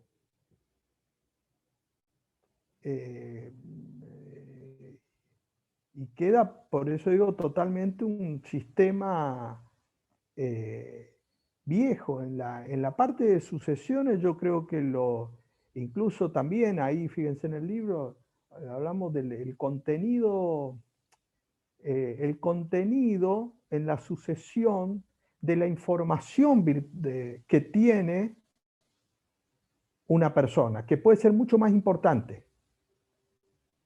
Yo puedo tener una fórmula en mi computadora, etcétera, a lo mejor eso es más importante que un departamento. Lo que sería la herencia digital, ¿no? Todo lo que hace a la persona en esas condiciones o en esa situación que pueda tener en los medios tecnológicos, toda información o situación que pueda tener. Dice, voy a una herencia. A lo mejor hay una persona que tiene un contenido digital mucho más importante que bienes. Dice, no, pero esto no existe. ¿Dónde sacó esto digital? No existe en el patrimonio. Y a lo mejor puede tener un valor económico mucho más importante. Fíjense que hay personas que se mueren y su cuenta personal sigue usándola alguien y sigue publicando. ¿Y de quién es? No se sabe. Alguien entrará ahí y escribirá. Digo, para personas que tienen esa situación, en ese contexto, digamos, que pueden formar parte de un patrimonio, incluso con valor económico, que pueda tener, y que está hace muchos años, y en todo caso eso ha sido un avance de algunas legislaciones. Por eso digo, en el caso nuestro no hay nada de eso. Esa percepción es importante porque hoy, lamentablemente en este sentido, forma parte de una cuestión ajena a la herencia. Entonces, lamentablemente uno tendrá que decir, bueno, estamos en un derecho sucesorio de hace 70 años, 80 años, y no está ayornado a los tiempos. Eso sí es necesario que el legislador en un momento dice, bueno, vamos a legislar un contenido del derecho sucesorio acorde a la realidad, que es una realidad digital. Digo, en esto de pandemia se ha evidenciado mucho lo digital. Pero ya estaba, digo, no. Y por eso digo, sucesiones tiene un impacto muy importante respecto de esta situación, de esa información del patrimonio, la herencia digital que se llama, de informaciones que pueden ser, por eso digo, mucho más importante que cualquier bien a lo mejor. Esas son las cuestiones nuevas ya viejas, que es lo que, digamos, esta última parte, el abogado, no sé cómo podría plantear esta situación de patrimonio digital, podría plantearlo, pero ahí sería más difícil, digamos. Pero las otras cuestiones que decíamos de las convenciones por ese tema de los derechos concretos como la vivienda y alimentos, yo creo que es muy, muy factible su viabilidad en el caso de que sea aplicado. Pero bueno, ahí hay que pedirlo, porque si no se pide, lo llamativo, por eso decíamos que no hay fallo en este sentido. Se mantiene todo un sistema clásico, quedando sin protección todas estas situaciones que tienen hoy protecciones legales, digamos, entre comillas, pero que no pueden efectivizar en derechos concretos.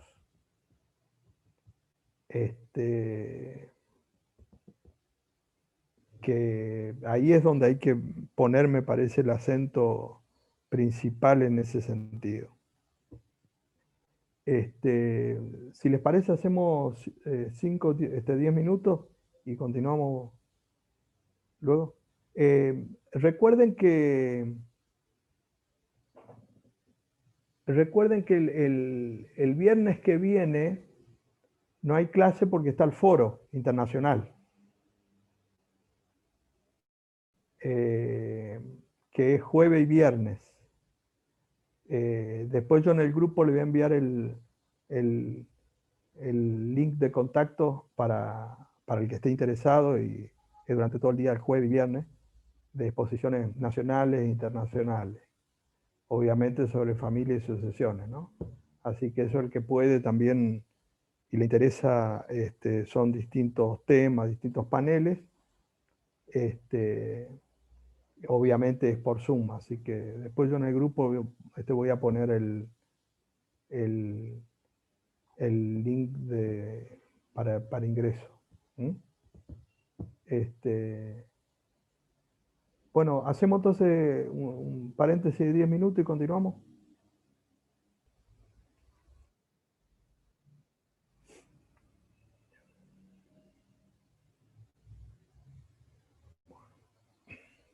¿Qué era? ¿Alguna pregunta de esto? De este aspecto que vimos para pasar con respecto a otra cuestión que tiene que ver también con el criterio actual del orden sucesorio.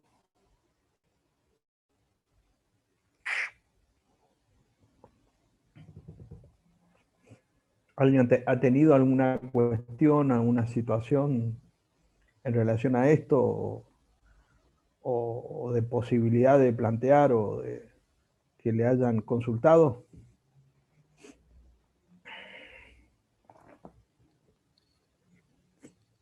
Porque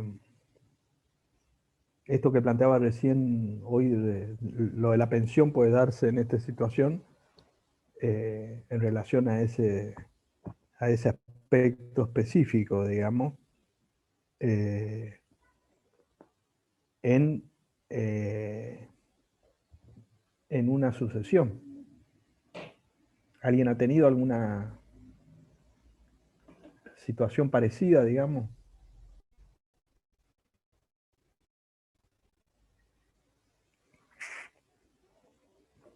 No.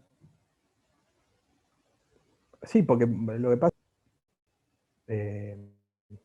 no es tampoco común que la gente pregunte sobre esta situación, porque como no hay en la práctica, tampoco la gente se entera por una situación que conoce, de un conocido, amigo, vecino, pariente,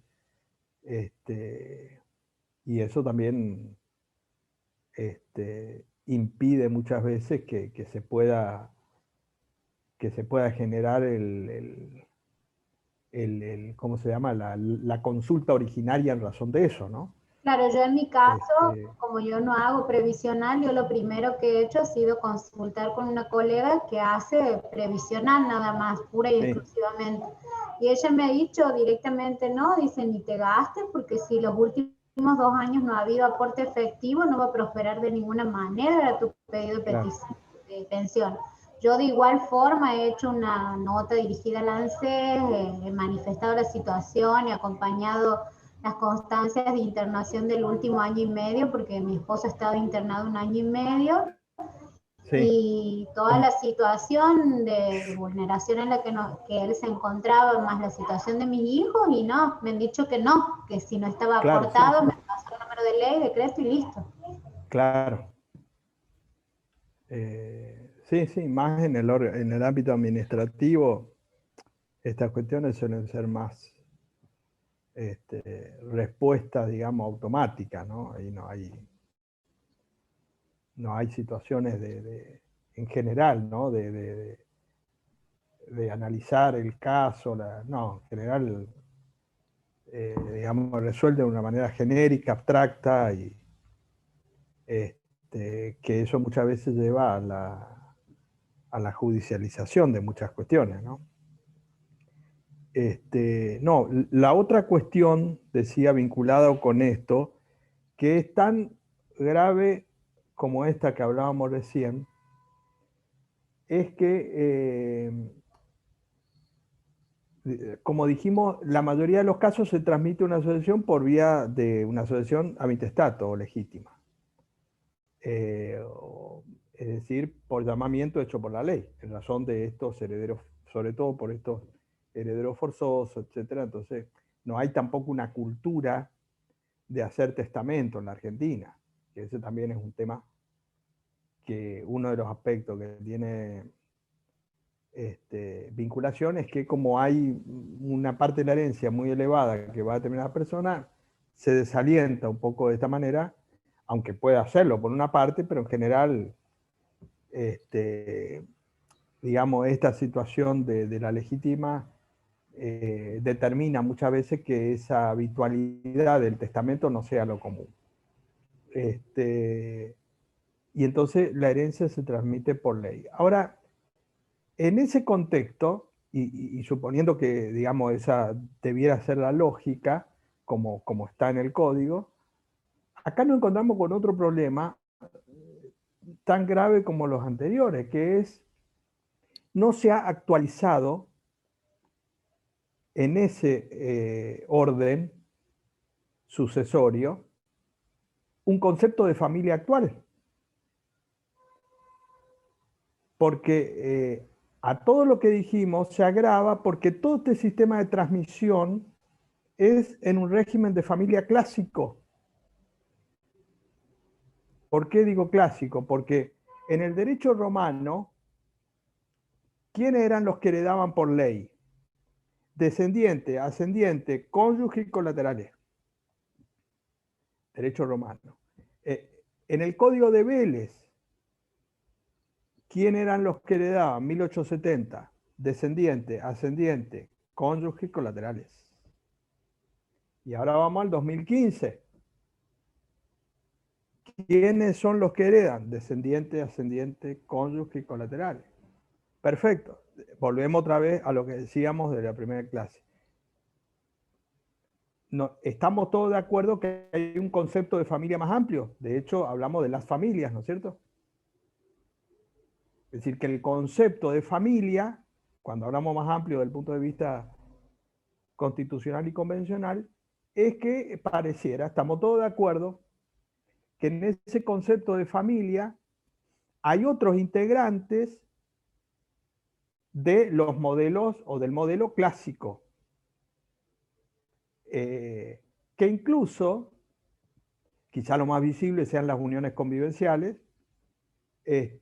pero en el vínculo paterno-filial, mucho más claro y mucho más amplio todavía eso, porque fíjense que en el 2006, el decreto reglamentario 415 de la ley 26061, o sea, 10 años antes del código, la Ley Nacional de Protección Integral de los Derechos de Niños, Niñas y Adolescentes, vigente obviamente, del 2005, en el 2006, al año siguiente,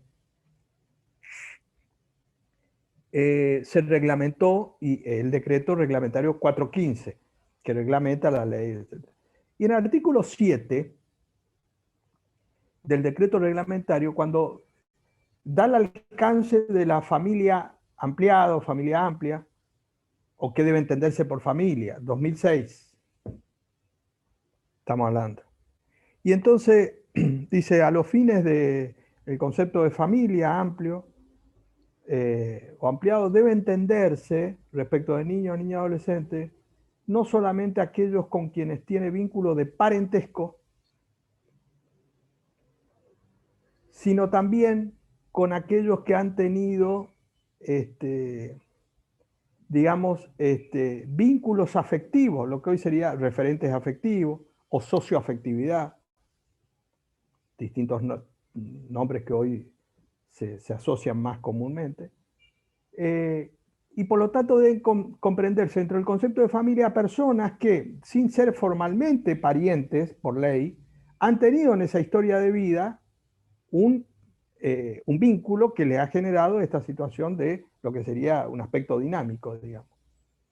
Y entonces está claro eso de que hoy se extiende el concepto de familia no solamente a aquellos que tienen vínculo de parentesco formalmente, que son familias, sino a aquellos que tienen toda una socioafectividad. Nosotros después en filiación, responsabilidad parental, vamos a ver varios fallos que tienen que ver específicamente con socioafectividad. Y eso pareciera que estamos todos de acuerdo en un concepto constitucional o convencional de familia. Y por eso digo, de hecho, ustedes muchas veces han escuchado en los últimos años que se habla de las familias. ¿No es cierto? Bueno, todo eso que ya sabemos, que estamos de acuerdo, etcétera, perfecto. Uno me pregunta acá y me dice, bueno, perfecto, ¿de qué estamos hablando? De derecho sucesorio. Entonces dice, bueno, ¿cuál es el concepto de familia en el derecho sucesorio del 2015? Con la constitucionalización del derecho privado, etcétera, etcétera, etcétera. Y entonces dice, bueno, vamos a ver. Artículo 2004-24, el primer artículo de sucesión intestada. 2004-24, dice, las sucesiones intestadas se defieren a los descendientes del causante, a los ascendientes, al cónyuge supérstite y a los parientes colaterales dentro del cuarto grado inclusive, en el orden y según las reglas establecidas en este código. Punto. O sea, uno dice, ¿quiénes son herederos? Descendiente, ascendiente, cónyuge y colaterales. Más claro, en el último párrafo dice, a falta de herederos de estos, los bienes corresponden al Estado nacional, provincial o a la Ciudad Autónoma de Buenos Aires, según el lugar en que están situados. Y entonces, ¿cuál es el concepto de familia? Y el concepto de familia del derecho del Código de Vélez, incluyendo la adopción y ahora las técnicas de reproducción humana ascendiente, etcétera. Me refiero al vínculo, a la fuente de la filiación. Pero digo, son los parientes más cercanos y el cónyuge. Entonces, la primera pregunta dice, pero ¿las uniones convivenciales son familia? Sí, son familia. ¿A dónde está? No, se tiene que casar. O sea, es familia en tanto se case. Y ahí va a tener derecho hereditario, que es un derecho fundamental en familia. O sea, está claro que en el 2021, pasando por el 2015, en la Argentina no hay ningún solo caso en que un conviviente, unión convivencial, concubino, uniones de hecho, cualquier nombre que le quieran dar, aunque hayan vivido toda la vida, haya heredado en su condición de tal. Heredó en todo caso por testamento, ¿no? Como cualquier otra situación. Pero disculpe, doctor, lo que es peor, muchas veces no hay divorcio hecho y hereda, hay que demostrar de que estaba separado para que no Claro. herede la Claro. persona que no tiene que heredar. O sea, Claro. se Sí, sí, invierte, sí, sí. o sea, está tan desactualizado que hay que demostrar Sí, sí, que no conviven. Sí, pero por eso digo, el conviviente, que es lo más evidente en este concepto de familia, que además el código dice que es familia. El mismo código dice El que es mismo familia. código. Después no le da el derecho de familia más importante que el derecho sucesorio. Entonces, y la pregunta es, ya Quedaría fuera un poco... también el progenitor afín, obviamente, Por eso digo, progenitor afín, hijo afín, por eso digo, las el más adopciones, evidente, las situaciones de hecho irregulares y todo. eh, el, el más evidente es el conviviente. Pero digo, vamos a una situación más, esto que voy a decir, el progenitor afín e hijo afín tienen un régimen legal. Son incluidos con efecto incluso alimentos, incluso posese en el 676, que podemos ver también los alimentos del hijo afín respecto del padre, de progenitor afín. Bueno, hereda, no. Y por la socioafectividad, es una guarda, por ejemplo. Una persona que se hizo cargo toda la vida de un niño, por una guarda, se muere el guardador. ¿Hereda el otro? ¿O viceversa? No. Todos son familia en un concepto actual. ¿No es cierto? Porque tienen un vínculo afectivo más allá del vínculo legal y sin perjuicio del vínculo legal.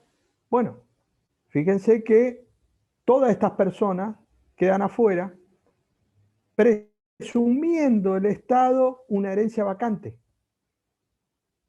Entonces la primera pregunta clara de este 24-24 es, ¿les parece que es un criterio convencional y constitucional actual que el Estado esté antes que el conviviente, que el progenitor afín, que alguien que ha tenido una socioafectividad? Ahora, la realidad es esa, porque no hay ningún caso, voy otra vez a la práctica, digo, bueno, esto dice el código, pero vamos a suponer que los jueces le den derecho y digan, no, pero hay muchos fallos que le da el derecho hereditario al conviviente, el derecho al progenitor, el hereditario al progenitor afín o al hijo afín o a la guarda, o a alguien que ha tenido un vínculo de socioafectividad, etc. No, no hay ningún caso en la Argentina. En consecuencia, la pregunta o la...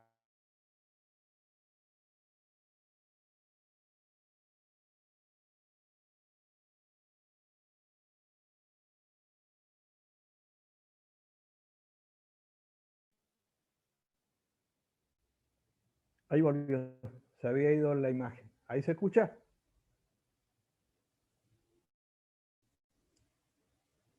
¿Ahí se escucha? Sí. Sí, doctor, sí se escucha.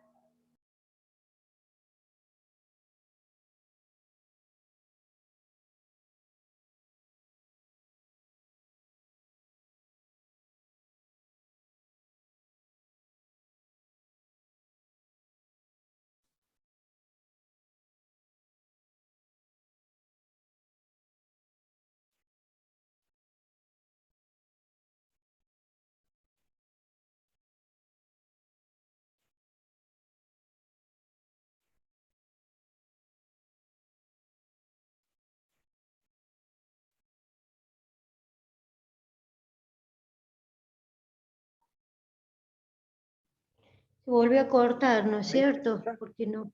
Ahí está. Ahí está. ¿Ahí se escucha? ¿Ahí Ahora volvió? sí. Ahora sí, Doc. Ah, pues estaba congelado. ¿No me escuchaban ustedes recién? No. No, No. No, sé. Sí, porque habían quedado congelados y me imaginé que... sí, ¿qué decía recién?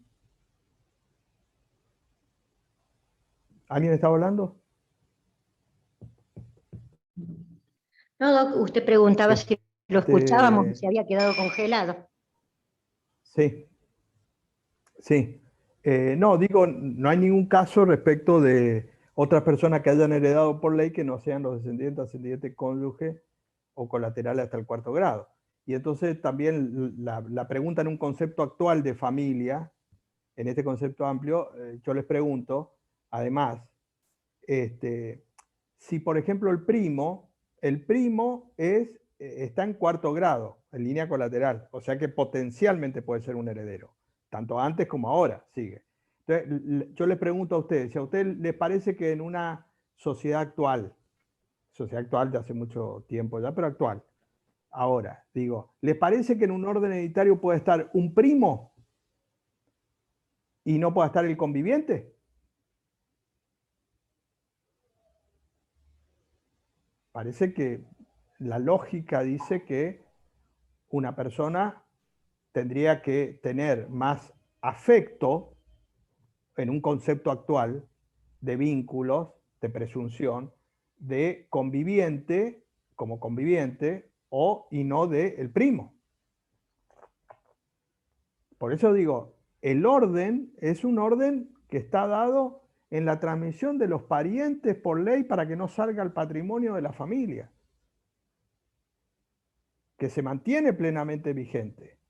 Haya o no vínculo afectivo, porque puede ser que este primo, por ejemplo, yo nunca lo haya visto 2 veces, o hace 20 años que no lo veo. Y hace 20 años que vivo con una persona en pareja. ¿Cómo puede ser que la presunción de afecto, digo en casos muy habituales, pueda ser que no hereda la conviviente porque no se casó, que es lo que le dice el Estado, y entonces va a heredar el primo? Por eso hay todo un armado viejo que subsiste, obviamente, porque no está cuestionado. Ahí también el operador, yo creo que el abogado tiene que plantear y decirle como reflexión al juez, ¿a usted le parece que en un concepto actual de familia puede hacer que el primo herede y el conviviente no? Y a mí me parece que más de una vez un juez se va a poner a pensar y si tiene razón. La verdad que esto, digamos, es cuestión de pensar uno en su vida de relación, de personas que conocen o uno mismo. Dice, ustedes háganse esa pregunta. Si ustedes están viviendo 5 años, 10 años con una persona en proyecto de vida común, en relación de pareja, ¿a ustedes les parece que podría haber un primo? ¿A cuántos primos ustedes hace rato que no lo ven? O sea, no es un criterio para decir hoy que responde a una realidad. Doctor, tengo una Pero pregunta. sin embargo, sí. Perdone que lo interrumpí, discúlpeme. No, me pregunto si es relevante para hacer un planteo así, porque alguna vez he tenido alguna consulta, hace tiempo, pero bueno, ¿cómo y yo no heredo? No, y usted no. Digo, si es relevante la cantidad de años o no, para en qué medida nos puede influir. Yo entiendo que nos puede influir mejor si son más años de unión convivencial, pero no sé qué piensa usted, digo, a ver. Sí, yo creo que el tema es planteable, lo que pasa es que no se plantea. Porque por eso digo, primero, yo a un juez le digo, mire, ¿de qué le estoy hablando? Unión convivencial. Unión convivencial, el mismo código que me excluye acá, me dice que familia. O sea que ningún juez, hasta acá, yo lo que voy a estar de acuerdo con el juez, que las uniones convivenciales son familia. ¿Estamos? O sea, no me podría decir un juez, no, acá las uniones convivenciales no son familia. O sea, este es un punto importante. Entonces, de eso ya no vamos a discutir. Entonces digo, ¿estamos de acuerdo? Que las uniones convivenciales son familia. Tan familia que no solamente lo dice el código, sino además que tiene un capítulo de uniones convivenciales en el mismo código. Y entonces uno le dice, sobre esta lógica, en una interpretación armónica de todo el ordenamiento jurídico, el artículo 1 y 2 del nuevo código incluso, en todo esto que sabemos, dice, ¿a usted le parece que pueda ser hoy válido o razonable que un primo herede y no este conviviente?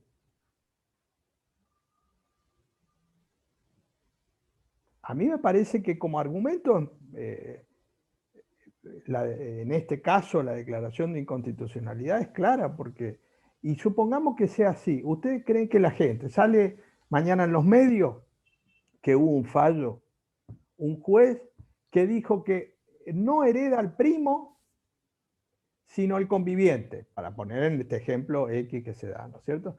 Y entonces declara la inconstitucionalidad y le da la herencia al conviviente. Sale eso en los medios. ¿Usted cree que la gente va a decir qué barbaridad esto?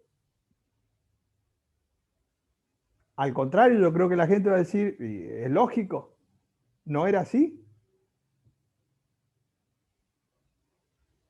Por eso digo, no es que un razonamiento uno dice, bueno, esto es una cosa